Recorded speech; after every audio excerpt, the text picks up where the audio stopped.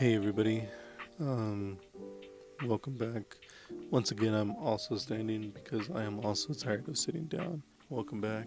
My name is Elvis, and you're watching Joan of Our House. This whole month has been kicking my ass, and I almost have no morale, no motivation. But let's talk about this month. This was a pretty good week for movies for me. I saw a lot of really good movies. And one of them is the first movie that I saw for May was The Hateful Eight. I had already seen this movie before, and I really like it. I remember being in film class or like some kind of film course or something like that, and my professor was confused or showed that he had some kind of disdain for using a 35 millimeter in here. I didn't know if he was referring to the film or the lens, and I didn't ask to specify because I thought, what the hell are you talking about? That's besides the point. The Hateful Eight is a Quentin Tarantino movie, and in Quentin Tarantino fashion, it is the clash of all of these characters coming together to the most violent ending that could possibly be at the end. And it is damn good. I love everything about this. I love the violence in this movie. I love the cowboy atmosphere, the vibes. I love the characters. This is some damn good storytelling. This is so damn good. It is so atmospheric and it is so tension building. What else? I don't even know how else to describe this movie. Of course, this is no, this movie is incredibly violent. It's not for everybody, I suppose, but it is probably one of my favorite Tarantino movies besides Django. And I love the characters. It feels like this came straight from a comic book, and I love that about this movie. And a few years later, they had came out with the extended edition, was a more episodic series, which only lengthened the movie by I think like 30 minutes, which is longer. But oh my god, I love that. I love this movie so much. If you have a chance to watch this, please do. Given some recent news with the Pope dying and the commencement of the conclave, the next movie that I saw was not conclave. It was the two popes. It was the only thing that I had with me.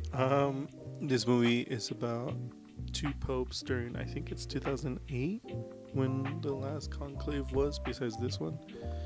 What was I gonna say? Yeah, so it's about two popes,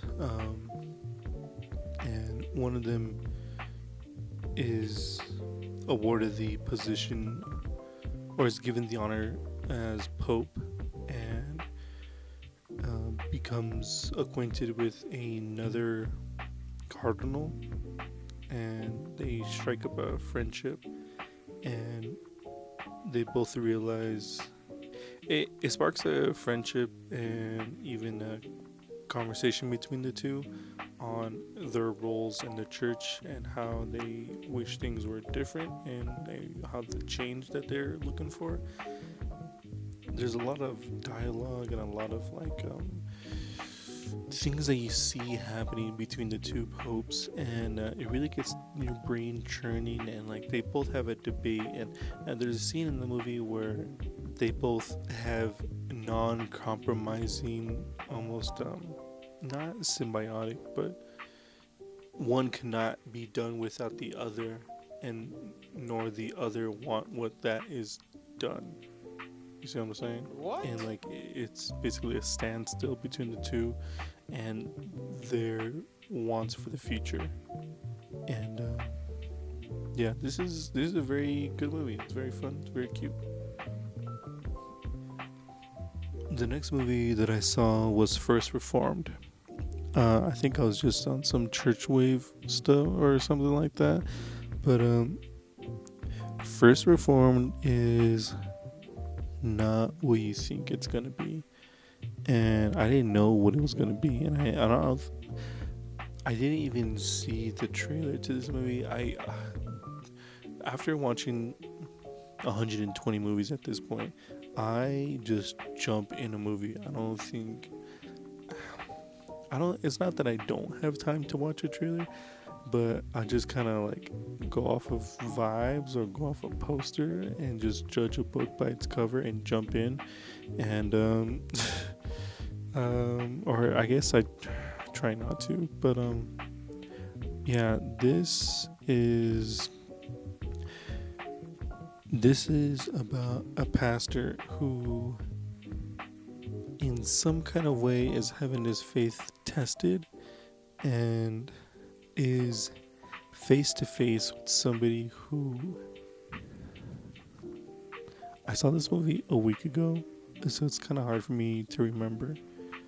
So Ethan Hawke plays a pastor in this movie, a father, and he comes across this guy who's like really existential about the world that he lives in and the future baby that he's gonna have with this young lady, and he this desperate man has a conversation with Ethan Hawke and about just the state of the world and how all these corporations, companies, and all that jazz are outright polluting, killing, and poisoning the planet. And how could God create such a world like that? And how could we bring life into such a horrible world like that? And it doesn't necessarily phase Ethan Hawke's character until something tragic happens, and it really kind of like sparks this like anger, this curiosity, this resentment for the people around him, and he starts his journal about just what he's going to be doing within that year, how his life is leading, and how it's going through up until the ultimate end. And man, this movie is definitely one of those like A24 movies that you see with like the SpongeBob, the Patrick, the SpongeBob, the Patrick, the fire, the sticks, the Squidward, the SpongeBob, the Patrick. It's definitely one of those movies where it just kind of ends very abruptly.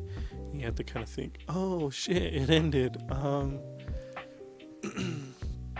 Yeah, this movie is surprisingly very good.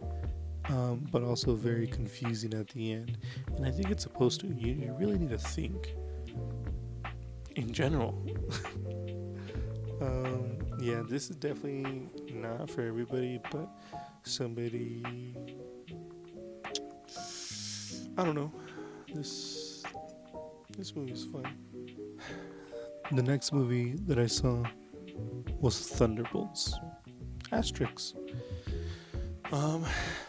Son of a bitch. Alright, so I think everybody has seen some kind of trailer to this movie and how it's like the best Marvel movie since Endgame or something like that. Whoever is saying that, they can go kick rocks. All Marvel movies are. Okay. I guess in some kind of way this is true because I was talking to Bruno. Hey, what's up, Bruno? About this, and we're trying to figure out what is the best Marvel movie since Endgame, and we couldn't really find a very clear answer. So I guess they're right that this movie is the best Marvel movie since Endgame. Alright, so there's like two halves in this movie where everything is like, yeah, we have to make a team, and Red Guardian is being so incredibly annoying. There's already so much comedic relief. Why is there like one standalone character where all he does is like, God, his character gets annoying very fast. At least for me personally. I don't even know if I like this movie, but all I know is that the ending or the second half of the movie is a lot better than I expected, and it really kind of hit home. One thing I will mention about this is Sentry being an absolute unit in this thing. Sentry looked so cool in this. Just that kind of like black silhouette figure with like the tiny dots, um, the tiny like white dots for eyes. I thought that looked so cool. I liked the kind of like spooky like shadow, like blah, blah, you know how everybody just kind of splattered into that shadow. I thought that was really cool. I saw this movie with Manny. Hey, what's up, Manny? Good to see you. Thank you for watching and commenting and liking and being you, man. Much love. Alright, so there's that first scene where everything is kind of, or the first half of the movie where everything is kind of coming together, the pieces are forming, the band is grouping, and then there's the fight, and then that last part, the third half of the movie, which is the most important part of the movie, and it works so much. I really liked it, and the way it ends with well, if you've seen it, you've seen it, but the way it ends with like, we own you now, I hate that so much. How dare you fall for that trap? I don't know how I feel about this movie. It's like I liked it, but I only liked a third of it. It's like only liking the toppings off of the pizza, but the pizza was shit. You know what I'm saying?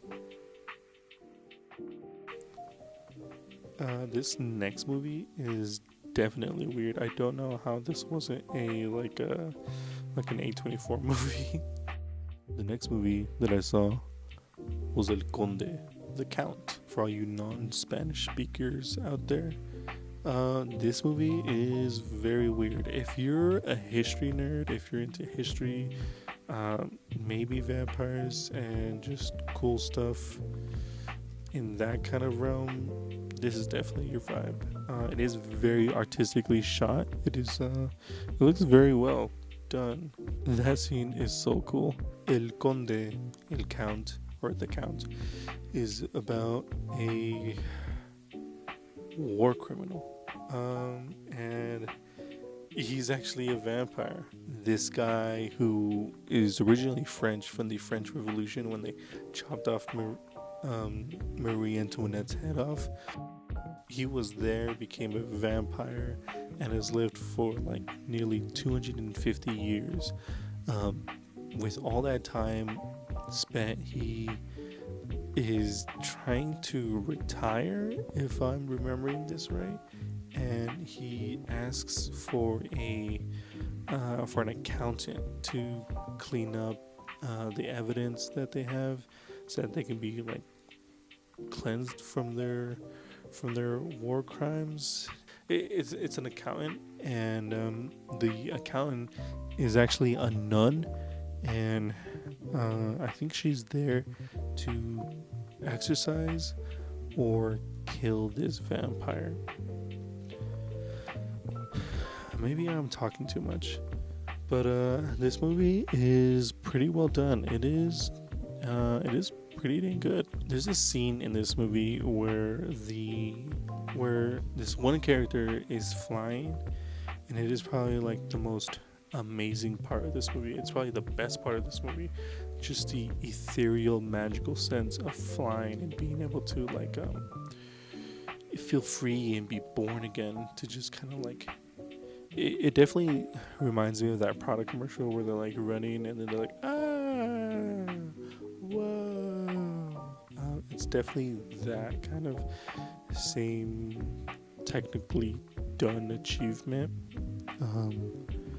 But yeah, one thing I will give this movie is that the second and third half, the first third and the second third, like all that is pretty entertaining. Like the way that we see the nun interact with the family of all these vampires and stuff like that is very entertaining.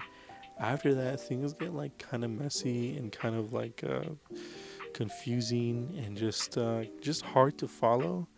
And I tried rewinding it a few times to really kind of see what was going on. And yeah, no, it is a little messy towards the end. And I looked up some other reviews to see if they were getting the same thing, and they definitely were. So if you're a history nerd, this might be fun for you. But just know by the end, it is gonna get a little messy. Yeah, this movie's pretty cool. I'll be back. The next movie that I saw was The Boy with the Green Hair. This movie is very interesting. I once again just saw the cover of this movie, and it's just this boy with green hair. So it's about this orphan boy who realizes that his parents are dead, and he is now an orphan, and he wakes up the next morning with green hair after learning that his parents were they were humanitarians who left their boy with this old English grandpa dude, and the boy ends up getting bullied for a lot of this, and it's a lot of the neighborhood kids just treating him very wrong. Just they be bullying this kid. I don't know why I'm trying to talk like nice or nothing like that. I'm too tired to be talking nice. All right. This movie was fucking weird. All right. That kid, he's so damn good at acting. He's so like stern and like, man, he like knew what the fuck he was doing. All right. So they turn his fucking hair green. His hair is fucking green. Like there was like some kind of like technicolor achievement or some shit like that, but his hair is green. I thought they were just painting like every like frame green, and hell nah. The ending of this movie kind of like confused me. These fucking people are just stomping upstairs.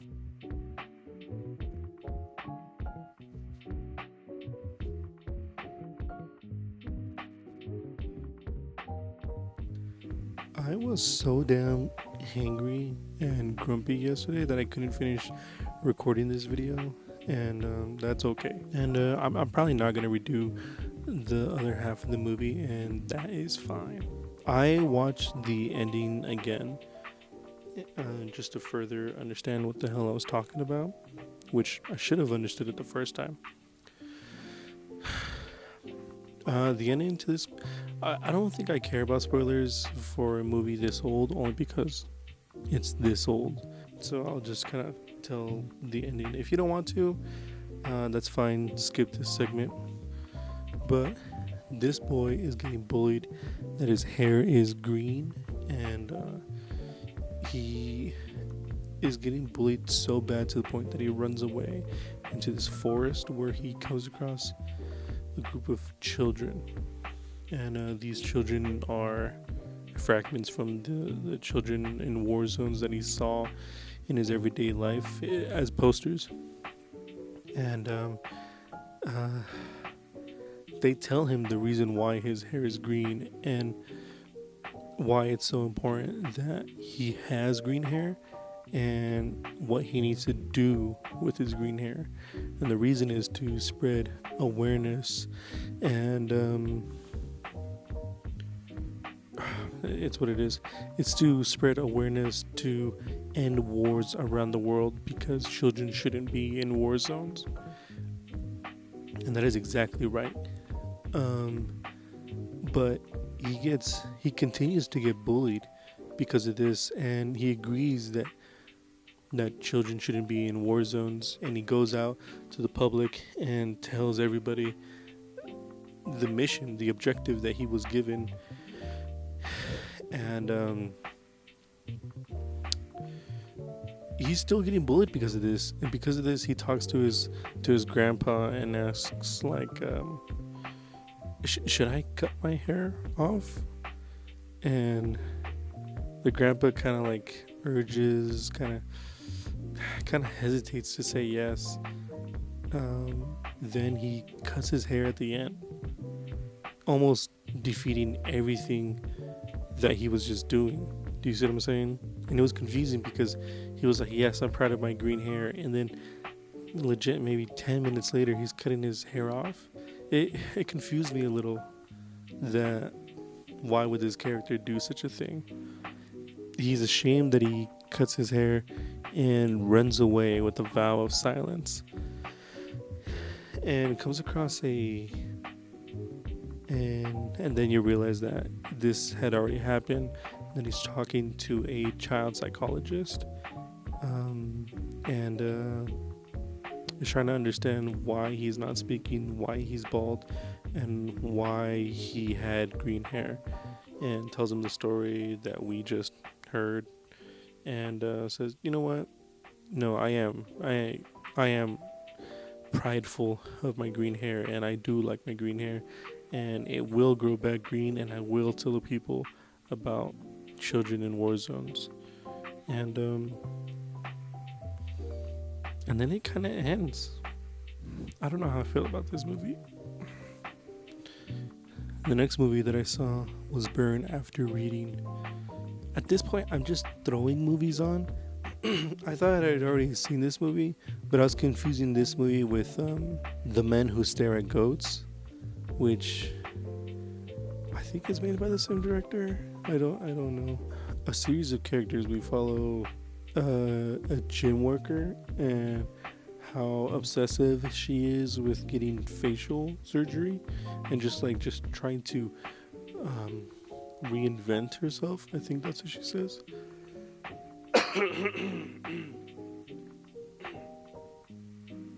And holy shit, give me a second. Hey dude. Alright, anywho, we also follow Brad Pitt's character, and he's just a young kind of like muscle gym guy, and John Malkovich is in this, and he's a CIA officer or a director that gets fired, and George Clooney, who also works for the CIA, or I think is retired from the CIA, and it's them and how none of their lives are supposed to interlink with each other, but because of some kind of selfish act and stupidity, straight up some dumb fucking characters, they put themselves all in danger. And damn, this movie is pretty fun. It's a little like dry, not stale, not, I guess, energizing, but it's just enough to kind of keep you engaged. And man, it is. My humor is pretty dry. I don't know if you've noticed already, but yeah, this movie has a dry sense of humor, and it is right up my alley. I like this movie very okay. John Malkovich is amazing in this movie. Brad Pitt is so funny in this movie. That last smile that he does, if you've seen it, you already know, but if you haven't, that little like kind of smile fucking cracked me up. And I think the way George Clooney, the way he curses is so funny, and the way he like is constantly talking about like his itchy throat or something like that. And the lady here, dude, I need to get her name right this time for real. That's her name, Frances McDormand. She is hilarious in this movie. The way it starts with her kind of like experimenting and like checking herself out, seeing if she's right. Yeah, this movie is very fun. God, dude, she is so funny in this movie, and they're both so stupid. The next movie that I saw was Drop Dead Gorgeous. I saw, so I'm watching a lot of these on Tubi. Tubi, thank you so much for providing such awesome movies. I saw like the little snippet that was on Tubi, and I love the kind of Midwestern accent. Like I love Fargo, both the show and the movie. I love just that kind of. I love. All right. Let me back up. The next movie that I saw was Drop Dead Gorgeous. This movie is about. It's kind of like a mockumentary. It's a fake documentary that follows these young teenage girls who are competitors to the Miss Beauty pageant runner-up or something like that. It has Kristen Dunst, and she's awesome in this movie. And I can't remember anybody else. But this movie is so damn funny. If you're a fan of The Office, Napoleon Dynamite, Fargo, I don't know. You will definitely like this movie. This movie was awesome. It was just so funny. I think if you've seen it, you've seen it, and I love it. But I forgot. Kristen Dunst's character is incredibly lucky, like all the time in this movie, whether it be like avoiding like a near miss skylight that hits her, or avoiding eating shellfish and avoiding food poisoning. Oh my god, like even the things that she says, like my mom told me to never eat anything that carries its own house. And it's like, it's so stupid, it's so funny, it's so charming. I love this thing.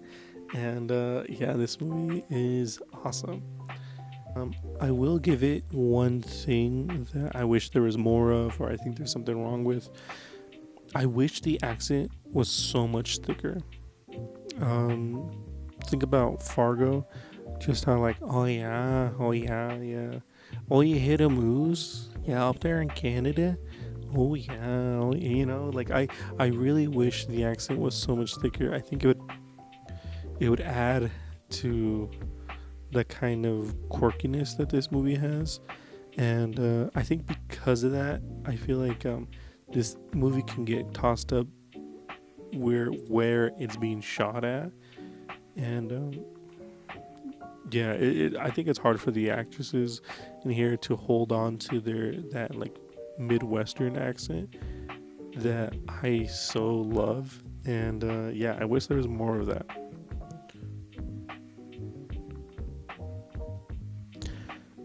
This one I'm just gonna keep playing in a loop, but yeah.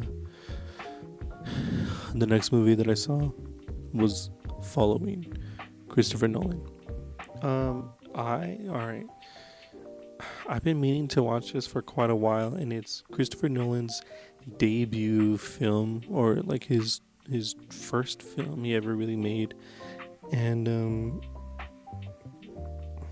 I've seen a bunch of like interviews and conversations where he's talking about I needed to make the first 15 minutes as good and as captivating as possible, and everything else can be okay, can be shit. And this dude, I don't know how old he was when he made this movie, but this movie was already so impressive as a first movie made. And it makes me mad, but also like whatever that feeling is, contempt, that such a master in film and storytelling hits it off with an amazing movie like this. This movie is very impressive. The way that it kind of gives you a glimpse into the future and continues to give you glimpses into the future until it all makes sense, and you finally get that aha moment, and you want to watch it again because now you understand the puzzle. Now you have all the pieces of the story, and the rewatchability of this is better than I would have thought any kind of first filmmaker would have made. I'll go back a little bit. So the main character, the main actor to this movie, Christopher Nolan keeps him around. He is very cool with him. I'll pull up a picture of him. Jeremy Theobald.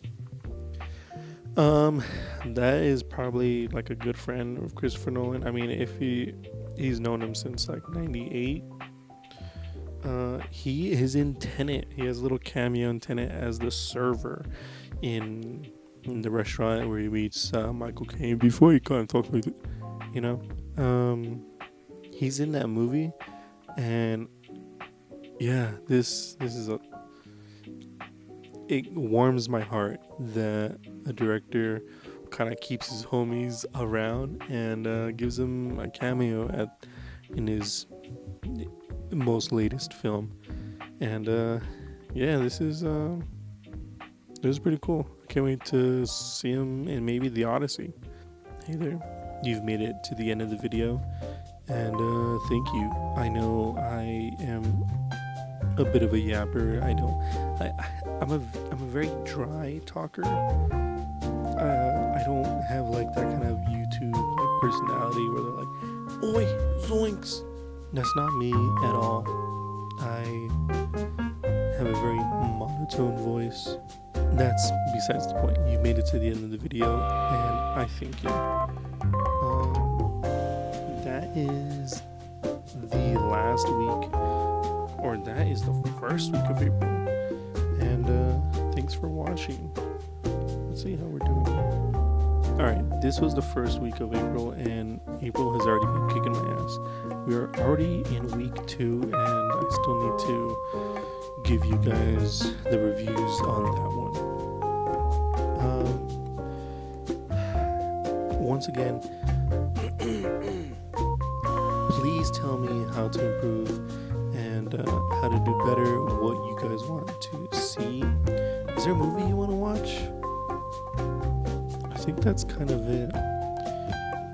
If you want to hang out, that is completely okay. But I'll see you guys next week. Bye.